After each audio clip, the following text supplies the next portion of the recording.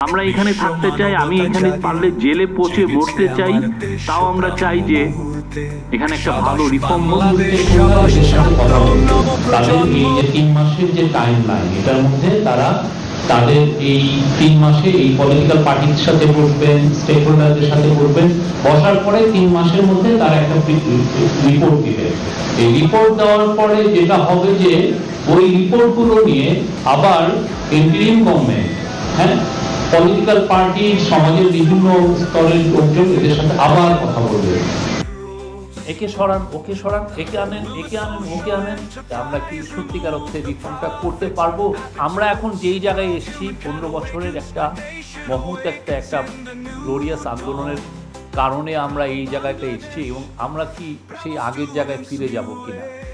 আমরা কি আবার এই যে আমাদের মধ্যে যে রেস্টলেস মাইন্ডগুলো আবার চারা দিয়ে উঠতেছে, আমরা কি সত্যিকার অর্থে রিফর্মটা করতে পারবো কি করতে পারবো না? এটা এখন বিগ ইস্যু। যে প্রোটেস্টের যে বিষয়গুলো হচ্ছে সেটা ধরেন আগের 15টা বছরে তো অনেকের পেন্ট আপ অ্যাঙ্গার ছিল, কিন্তু এটা তো এক্সপ্রেস করতে পারেনি, ওইটাকে সে চেপে রেখেছে। কারণ সে একটা ব্রুটাল রেজিমের এই সামনে তো সে অনেক কথা বলে, বা কথা বলতে গেলে তাকে ডিলেজিটিমাইজ করা হয়েছে। আমরা যেটা করছি, আমাদের একটা যেটা মেজর চ্যালেঞ্জ, সেটা হচ্ছে সবার এক্সপেকটেশন, এবং সবাই তার ডেমোক্রেটিক অ্যাসপিরেশনটা জানাতে চাচ্ছেন, তার ডিমান্ড, সে কী ধরনের বাংলাদেশ চান, তার যেগুলো গোষ্ঠীবদ্ধ ডিমান্ড আছে, এক একটা গ্রুপ এজ, কেউ চাচ্ছে যে তাদের চাকরিগুলো যেন পার্মানেন্ট হয়, আমাদের কথা শুনবে, এবং তারা এসে এই প্রোটেস্টগুলো করছেন। এই প্রোটেস্ট দেখে অনেকের মনে করছে যে হয়তো বা ল অ্যান্ড অর্ডারের ছেলে আপনি 1500-র মতো ছেলে মেয়েকে আপনি হত্যা করলেন, সেটার তো একটা বিচার করতে হবে, এবং এই বিচারে যারা যারা দোষী হবে অবশ্যই তাদেরকে তো আমরা বিচারের আওতায় আনবো। তো এর পরে যে আওয়ামী লীগের যারা লিডারশিপ থাকবে বা ইয়ে করে, তারা ডিসাইড করবেন তারা পার্টিগুলোকে কেমন চালাবে। কিন্তু আমরা যেটা জানি, সোফার আমরা যেটা দেখছি, আওয়ামী লীগের যে পার্টির মধ্যে কোনো অনুশোচনা নেই, তাদের কোনো রিগ্রেট নেই, তারা এই বোধটাও তাদের মধ্যে আসে না যে তাদের লিডারশিপের অর্ডারে, এবং তারা অনেকে তো পথেও ছিলেন গোলাগুলিতে, আপনিই বললেন।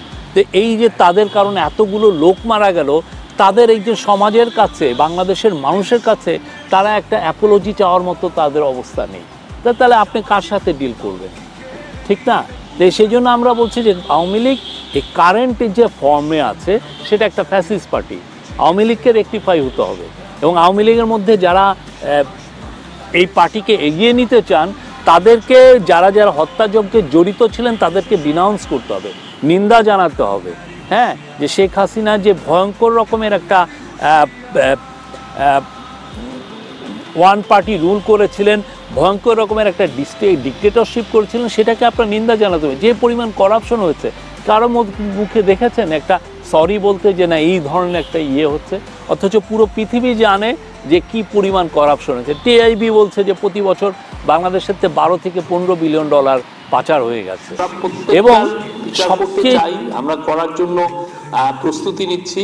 আমাদের এটা অঙ্গীকার যে বাংলাদেশের প্রত্যেকটা গ্রুপ আমরা এটা ইনভেস্টিগেট করব, এবং এটার আওতায় বিচারে আসবে যারা যারা জড়িত ছিল। আমরা এটা খুব কষ্টসাধ্য একটা কাজ, কিন্তু সেটার জন্য আমরা কাজ করছি, আমাদের গভর্নমেন্ট এটা নিয়ে কাজ করছে। এটা করব।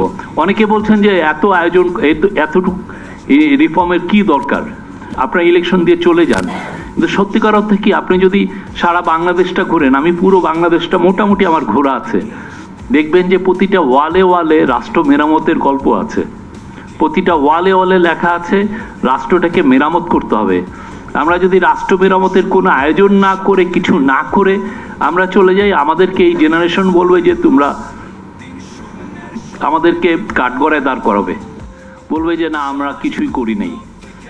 যে মঈন আর ফখরুদ্দিনের প্রতি যে মানুষের যে রাগ, মূলত they couldn't deliver a single reform, বরঞ্চ খুব দ্রুত একটা হচপচ করে একটা সলিউশন করে তারা ভেঙে গেছেন।